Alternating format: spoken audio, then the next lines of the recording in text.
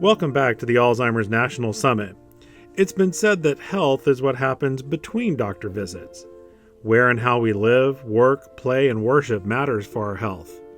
This discussion will explore the latest successes in public health and community interventions in reducing dementia prevalence.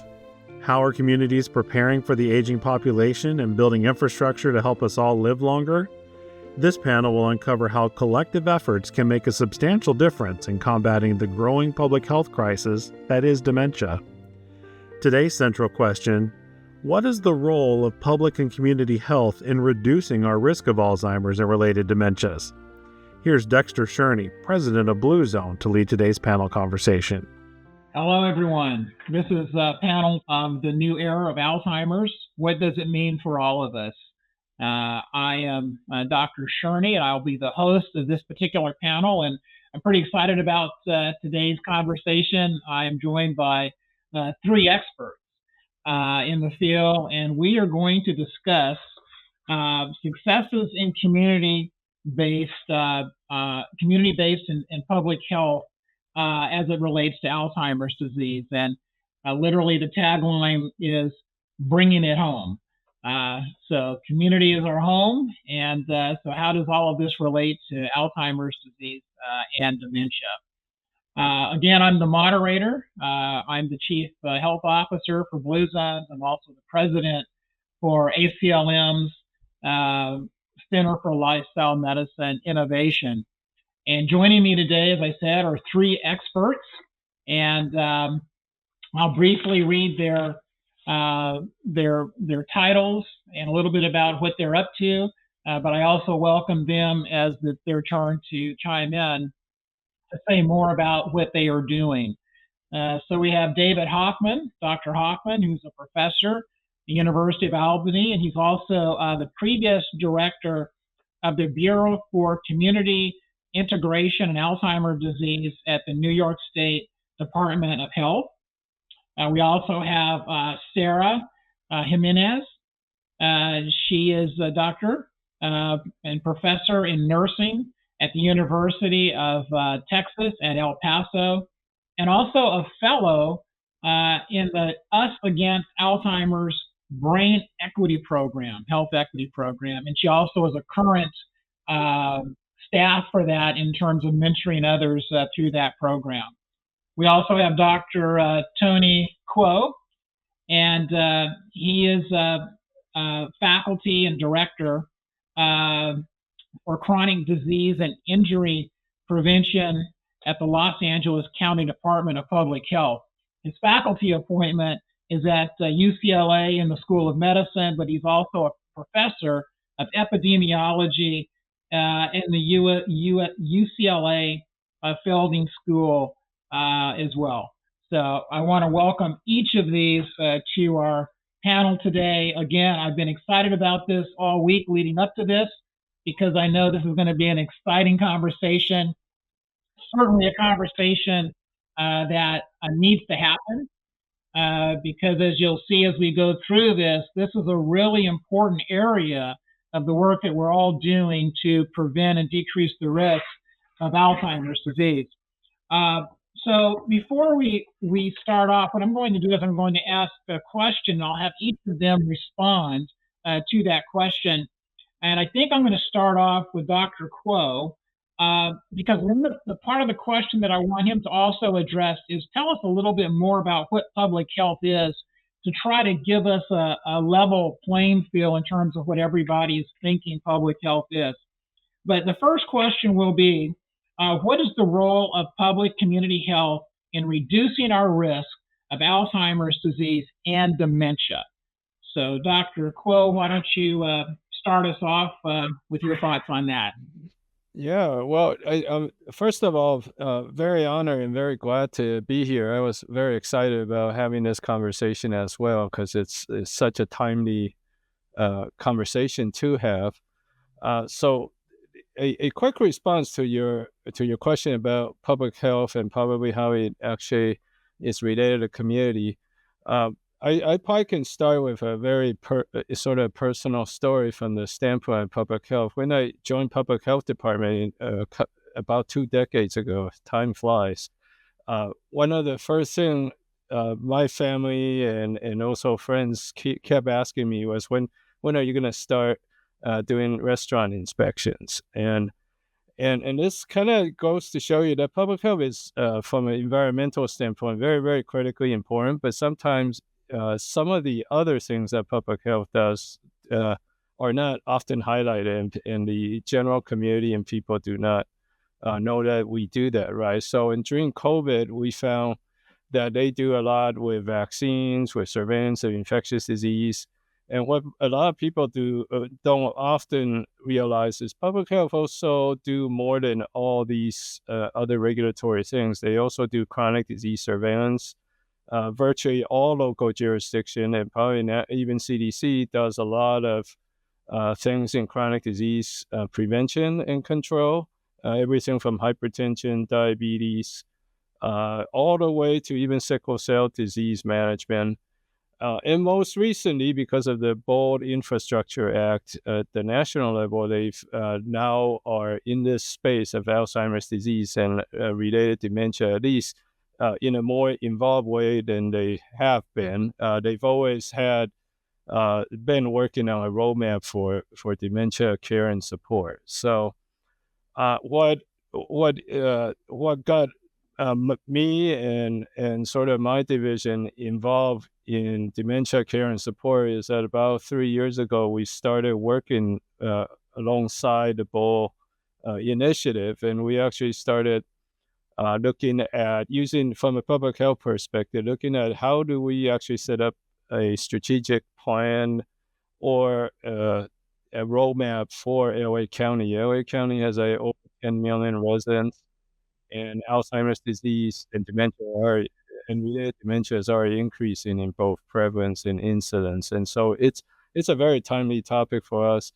And I'll finish by saying that public health perspective is not necessarily new, but you could add a lot to this discussion and conversation, principally because public health has some of the things people don't always equate public health with is they could convene experts, they could work on community engagement, and they certainly can raise a lot of awareness around certain issues that may require both in terms of efforts for improving personal care, but also at that higher level where you could work on some upstream system changes that might actually help both the people who or has dementia, but even equally as important, the caregivers that actually support them. So I think that's a very important framing for our conversation today. It tells us about the contours of what we're doing. I think most of us are aware now recently that, health is a lot more than what happens within the confines of a clinic. In fact, depending on who you reference, as much as 80% of health is actually outside of that, and that's in the public sphere of public health and community. So that's our topic today. So thank you for that bit of an intro to the topic and grounding us all.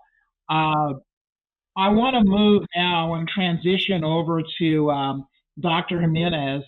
And I know that you've done this fellowship in community health, but you also, I understand, are a caregiver or have been a caregiver.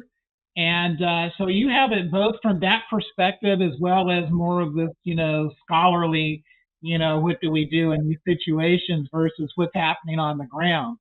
So tell us a little bit more about the work that you're doing now, and what is your view on this whole idea of community health and Alzheimer's? Yes, thank you. Thank you so much. Thank you. This is such an honor to be able to speak with the panel today, and I really appreciate this opportunity. As you know, I teach at the University of Texas at El Paso, and I am a registered nurse. So I've been nursing for 25 years now, and in my capacity as a nurse, I've been able to see nurses and patients working together just to improve their health. But for me, as a nurse, going out into the community, I've seen firsthand the impacts of Alzheimer's disease on not only the patients, but on the caregivers. And right now, I teach nursing to undergraduate nursing students. So when I do teach them, I do bring up the importance of being knowledgeable about Alzheimer's disease and the other dementias. And where this really came from in my career, I actually was a care provider for my mother and father. 20 years ago, they were both suffering with dementia. It was never clear if it was Alzheimer's related or if it was some other cause for their dementia. But for about a solid 3 years there, I was the lone caretaker. I was their only daughter. I was a single mom raising two young boys. I had just started my nursing career. And so I was working part time, trying to take care of them part time. And I remember the struggle in my community. I live in El Paso, Texas, which is on the US Mexico border. I've lived here all of my life. And at that time, it was very difficult to access services or just to know where to go to get some help, where to find the resources that you need to support you through such a time. And it's still basically still the same circumstance in our community. El Paso, Texas is a medically underserved community. We have high population of Hispanics. We have different minorities represented in our border area who are all deeply affected by dementia. But what I carried with me from that time of taking care of my mom and dad was just the struggles dealing with the care providers, dealing with the insurance companies, dealing with Medicare, and just trying to, keep my own sanity together. And sadly, they passed away in 2003, both a few months apart. But what I took from that was just this motivation that we need to do better in our communities. We need to raise awareness. We need to really provide those supports for our caregivers so that they can really take care of their family members who have dementia. And so as a nurse, I've been teaching in nursing for about 14 years now.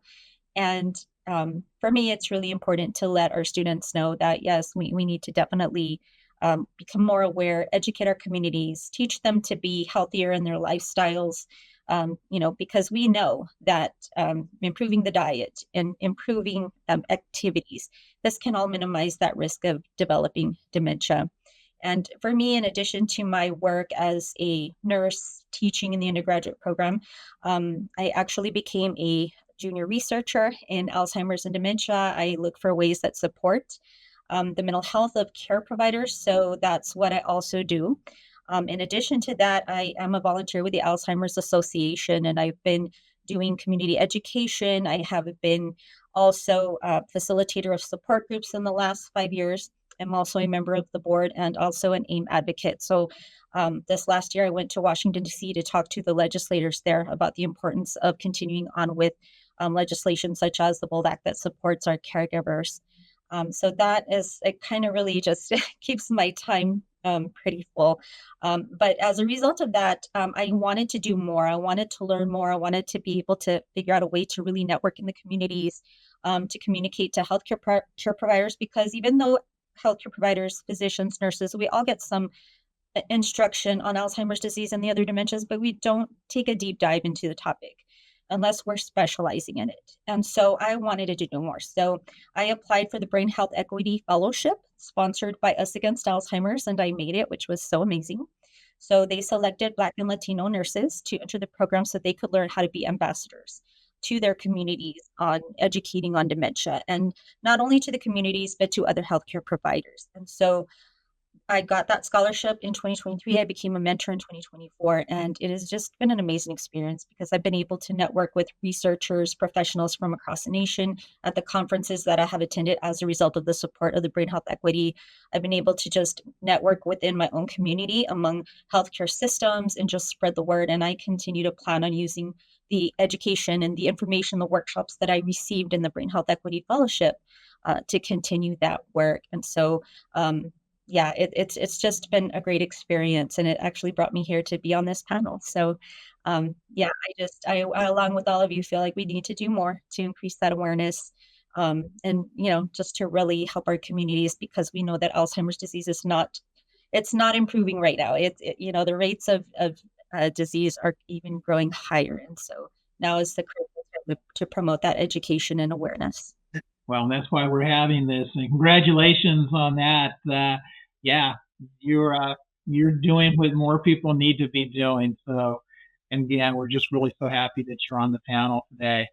Dr. Hockman, tell us about, the role that you play, and again, the question is, what is the role of public health in this disease that we're fighting for? And I know that you've, as we said, you've been with the New York Department of Health, the Bureau of Community Integration with around Alzheimer's disease. So you have some uh, feet on the ground as well as that. And you also, when I spoke to you before, mentioned the Lancet Commission. Can you tell us more about some of those insights?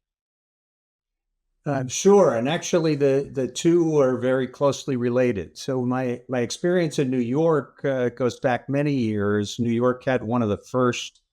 New York State had one of the first public health programs to address Alzheimer's, and really had three focal points. One was trying to identify early when people had potentially an opportunity for some intervention.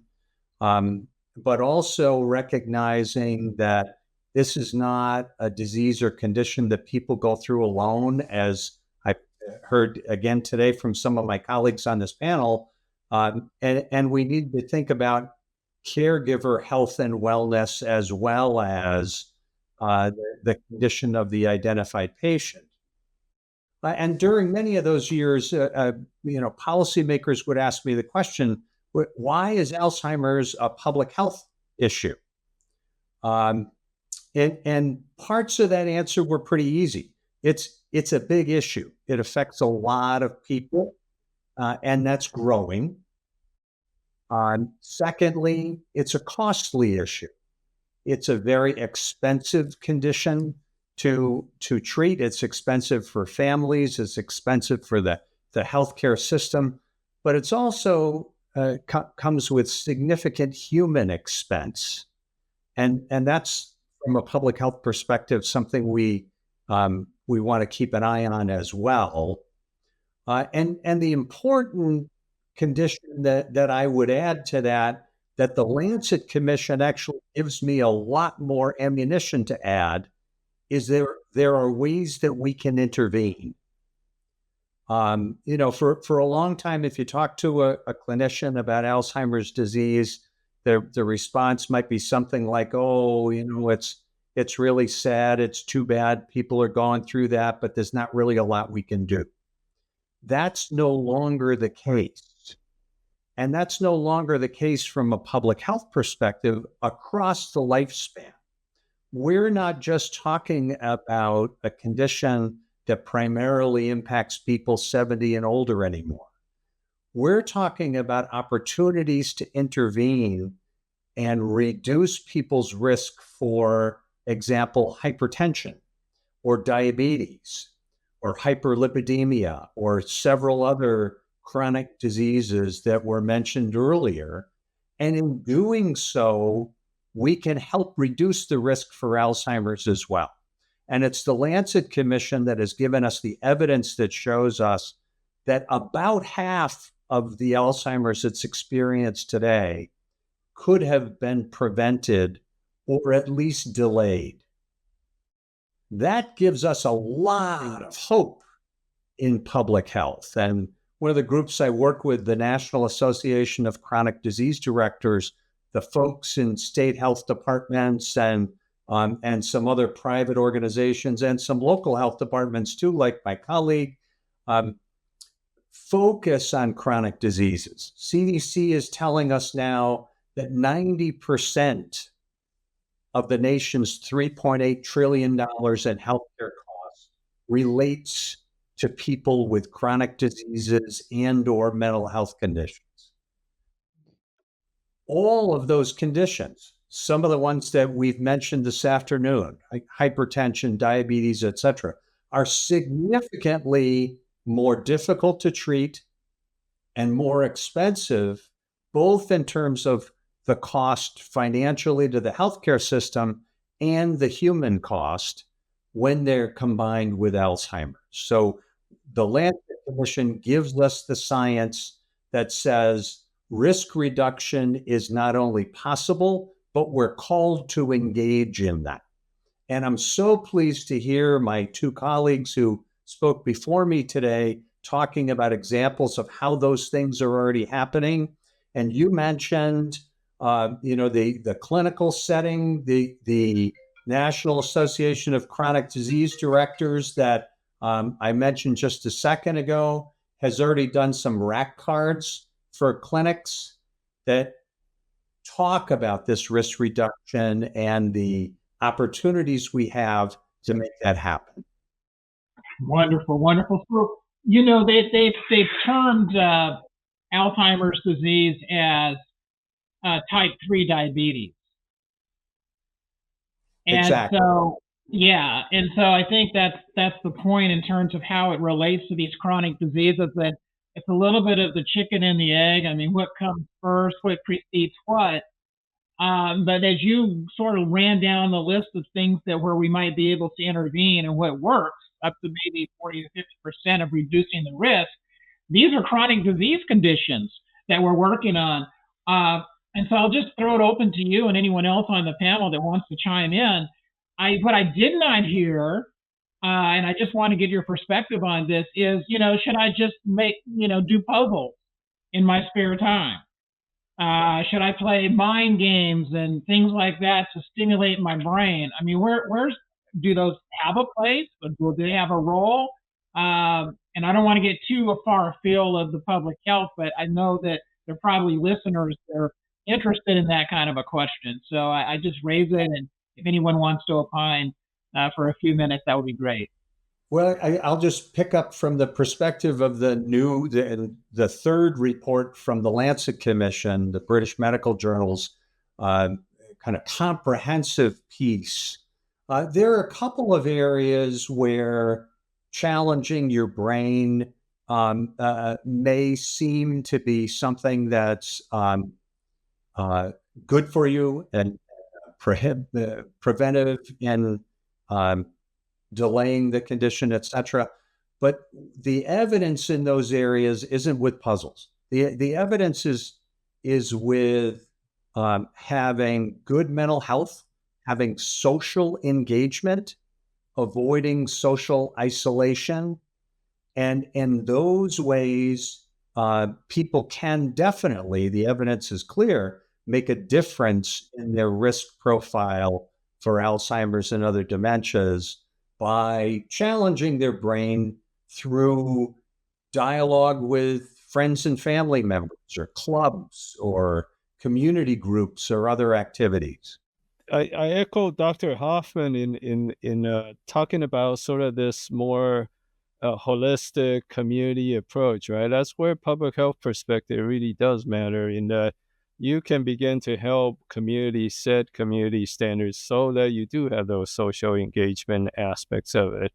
And while at the same time, what the message, and at least locally here, we're trying to promote is that, education and actually being engaged in cognitively is important, but so is taking care of your diabetes, so is making sure your blood pressure is under control, which is the single most modifiable risk factor you can really do some good with. So, and one of the important contributions of the Lancet Commission is that they give us a list of other risk factors that are also the risk factors for things like hypertension and diabetes, things like getting regular physical activity from youth. So a lifelong engagement in physical activity, which can be as simple as going for a walk every day, but having a lifelong engagement with physical activity, avoiding things that we know are harmful, like where everyone's familiar now with the cancer risk associated with smoking, tobacco products. But once again, here we have another incentive to avoid those tobacco products because there's evidence that raises your risk for Alzheimer's and other dementias too. It really does. And so, my day-to-day work is with blue zones, and these are communities around the world but people tend to live to be 100 years old, 10 times more anywhere else. And they don't have these chronic conditions that we suffer from. They tend not to have long episodes of chronic disease before they pass, well over 100 years old. And so that they've been studied, and we try to replicate those kinds of community environmental changes that we've discovered in the blue zones into communities here in the United States. So that's the work that we do. And what we find, and what I like about these comments, is that what we talk about is we talk about physical activity, but we talk about moving naturally. And so, we move naturally. We don't talk necessarily about diets, but we talk about patterns of eating, more towards, whole foods and less processed food. And so when you were talking about, is it the puzzles or is it something else? What you were talking about is the socialization, right? The natural engagement of the mind with finding purpose, belonging, your right tribe in life. Those are the types of mind stimulating activities we should be involved in, and not maybe necessarily a puzzle. So I'm glad you brought that home. The other thing we find in the blue zones is that we also have quite an impact on health equity. And we find that we're sort of leveling the playing field as we make those changes in the environment. And Dr. Jimenez, I know that this is one of your areas, is health equity. And you've been playing a role in that. Can you say more? And one of the things I want you to pull out when you answer this is your role as a nurse. I think is very important because you are a person of trust within the community, whereas many of us may not be, but nurses certainly are. So tell me more. Yes, so you brought up a very interesting point in that as nurses, we make up the largest healthcare profession. We have close to about 5 million nurses throughout the United States. And if anyone enters the healthcare system or has any kind of health issue, chances are they're going to be communicating with the nurse. So that's why it's so important to make sure that nurses are also promoting healthy brain strategies. And one of the great things I wanted to point out as well is we know that diseases like cardiovascular disease, diabetes, all of these things are risk factors for Alzheimer's disease. And so some of the messaging that we put out there as nurses, because sometimes our time with our patients is very limited, is, we give them all the information they need to increase activity, to eat well, to socialize, to do all these things that they would do to protect the heart. We tell them it also protects the mind. So it's a great thing that you can do that. I can do the same activities and I'm going to really have a comprehensive protection for the whole of my health.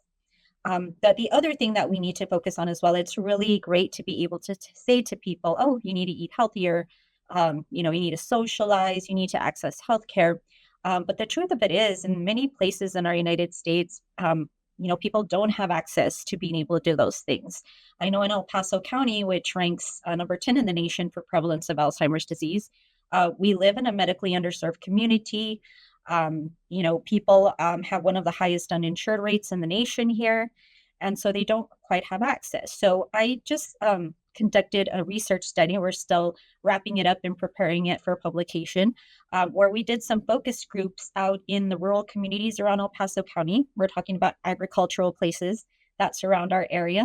And our whole topic of this research was to promote Latina brain health. So we were sharing with the ladies in these communities strategies to promote brain health. And we took it out there to these rural communities. We did some workshops. We presented using graphic medicine, graphic narratives to explain what those strategies were. And what we found out there in our focus groups was that they said, yes, this is important. We know eating healthy is great, moving is great, but I can't really send myself and my children outside to do anything because there's wild dogs running around our rural community. There are so many people saying, I would love to, do preventive care and see the doctor ahead of time to, do health screenings, but I don't have health insurance, or I might not even be a resident of the United States. And that is something you can find anywhere in the United States. People who are migrants, people who are underinsured. And so that really complicates the problem. So in addition to educating our public, we really need to be advocating for the infrastructure that is needed for people to be able to access things like health insurance, health education. This also adds to making sure that we have places where people can socialize and exercise that are safe. And so all of these determinants of health we found in these focus groups really were brought to life in the things they were telling us. And so as nurses and definitely as healthcare providers, we have a huge voice in advocating through our legislators that, we do need these programs in place so that we can make it equitable for people in all our communities to be able to access the basics they need to support those brain health strategies that are so critical to reducing that incidence of disease and reducing these astronomical costs that we see. And that is just expected to rise until we are able to find that cure for Alzheimer's disease. So I'm so glad you touched on some of these challenges, and I'm going to throw it out to Dr. Kuo as well as Dr. Hoffman if there's anything to add. And also, as you were going through that, you mentioned legislation, and it seems that this would be, and no pun, a no-brainer. That's what I was going to say. But that, for the people on Capitol Hill to get behind this, because this is a public health issue and it affects so many of us, and it doesn't pick and choose, right? I mean, all of us are susceptible. We're vulnerable to this. And I'm sure that if you started to ask around, everyone knows somebody or has a family member. And so it seems like we should get this kind of support. But anyway, what are some of the other challenges that the two of you have come across in your work? Yeah. Do you want to go first, Dr. Hoffman, Sure, because I'm a firm believer that many of the answers that we seek are found in policy change. Even a number of the things that have been mentioned, Sarah mentioned a number of positives about nurses. We've witnessed significant cuts in funding for public health nursing. These are people who used to run clinics, make home visits for underserved families, people who suffer from those social determinants of health that you mentioned. And if policymakers understood that engaging with these individuals as young families with young children, we have the opportunity to push the needle here on healthcare savings over decades, and having additional resources to support what the work that's happening in local health departments, state health departments across the country and the territories as well. It is a really important way for us to try to make that happen. A number of us have been to Washington and knocking on the doors, and I have to say, this is another area that we cheer for the Lancet Commission report, because we can now say, here's the science that supports all these things that we think are so important, and that our policy needs to show that we all agree are important. Yeah, and I would add to that one of the biggest thing about a public health perspective is about, I think of it like community clinical connectivity, right? I think in some ways, a lot of this isn't so much that the resources aren't there per se. Certainly we need to advocate for more, but some of it is also about connecting the dots, right? And I think in a lot of our work, when we were putting together the strategic plan, one of the things that keeps popping up is, okay, so somebody with dementia needs services, but in terms of services, it may start at the healthcare system, but then you need to be able to go from the clinic, from the hospital, to connecting them with everything from board and care and housing needs, all the way to, say, even food. If they're underserved, they may need resources, food assistance, all the way to a lot of these sort of social sort of conditions and system. And then if you think about lifestyle, as Dr. Jimenez have mentioned, it's not exactly easy access, right? There are communities where, because of crime and because of violence, you don't really have open space for easy physical activity. So you could turn to schools, you could turn to a lot of other alternatives, and all of this requires policy. All of this requires system thinking, and in many ways, all of this requires connecting the dots across many of these sectors.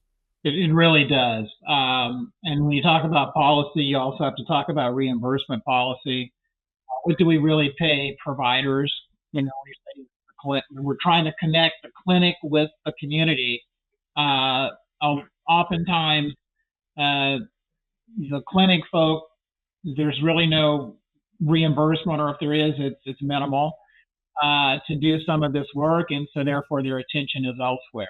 Not saying that they're bad people or anything, but that's just the way it is.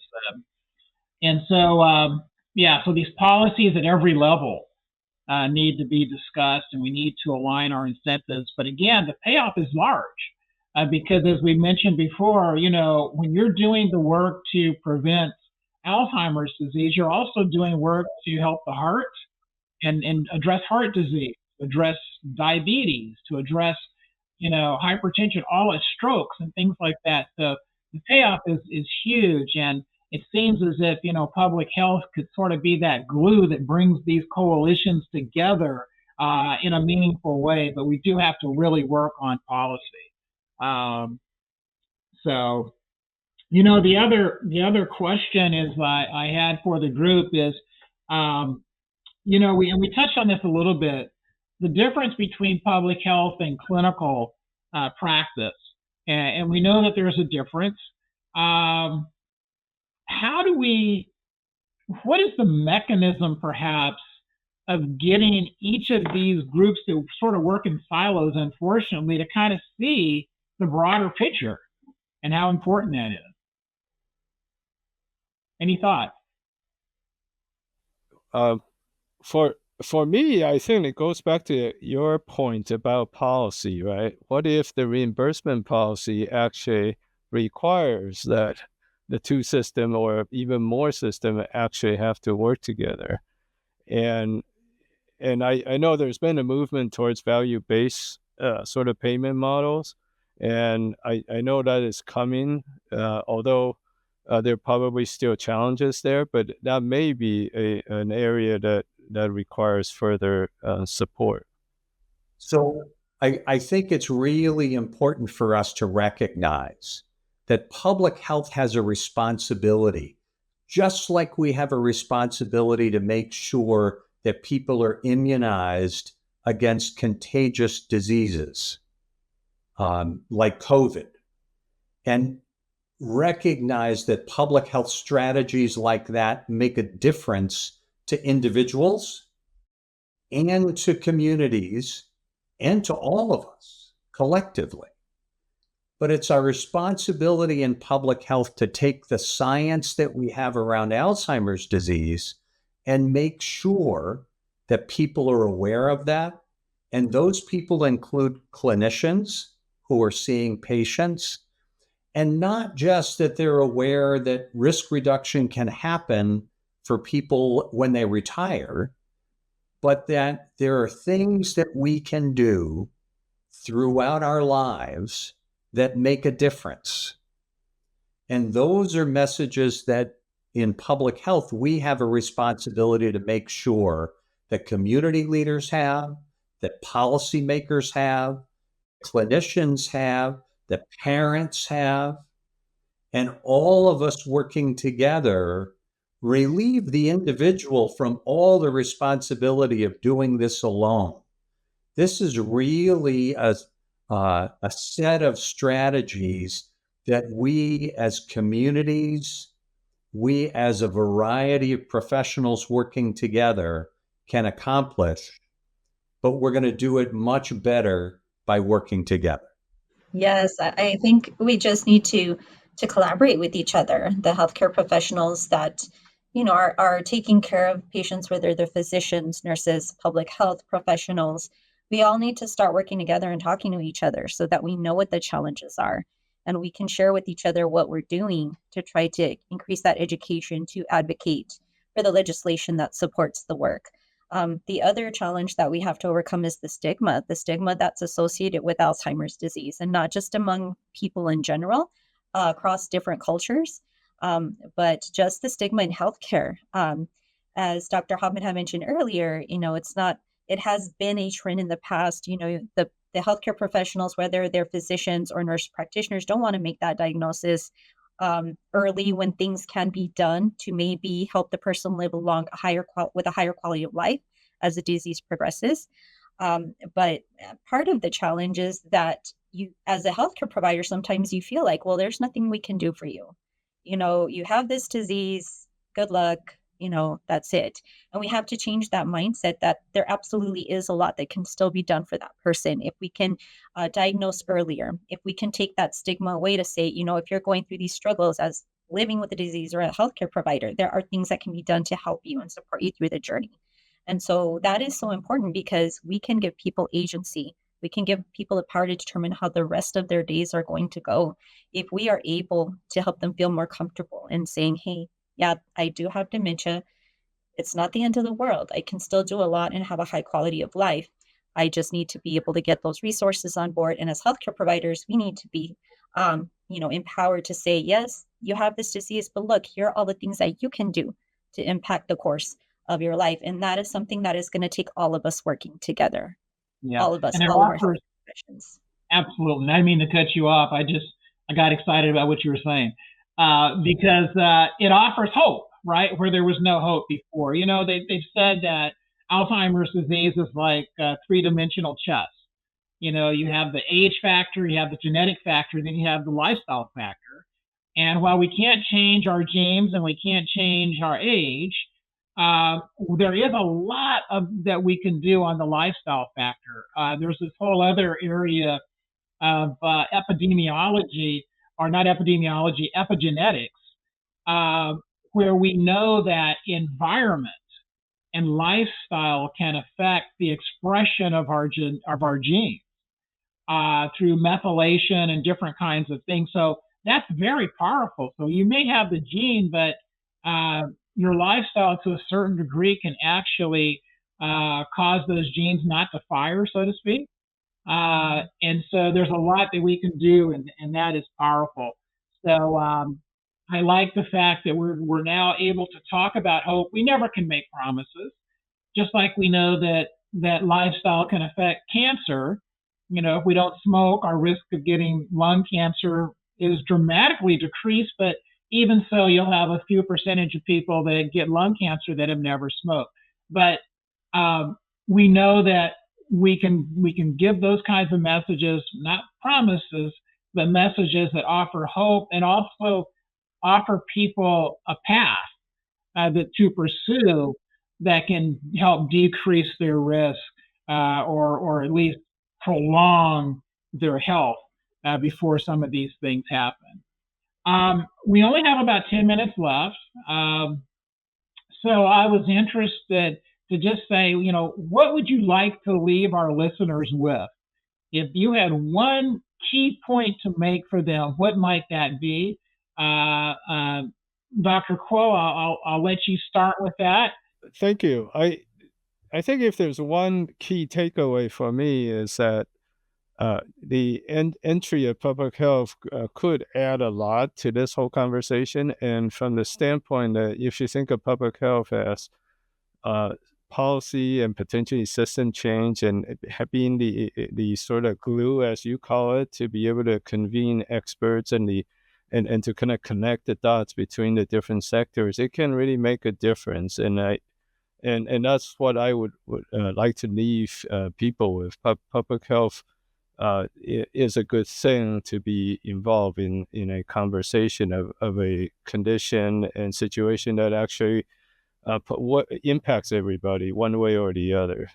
Yes, and I would just like to say we just have to change our mindset of how we view Alzheimer's disease and the other dementias, and that taking care of our minds, taking care of our brains begins early in life. We have to teach our young people that this is something that they need to consider that could possibly happen, but they still have a lot of things they can do. And almost 50% of those lifestyle behaviors can minimize that risk of developing Alzheimer's disease. So I feel the takeaway here is just to think positively, to let the public know that we need to learn all we can.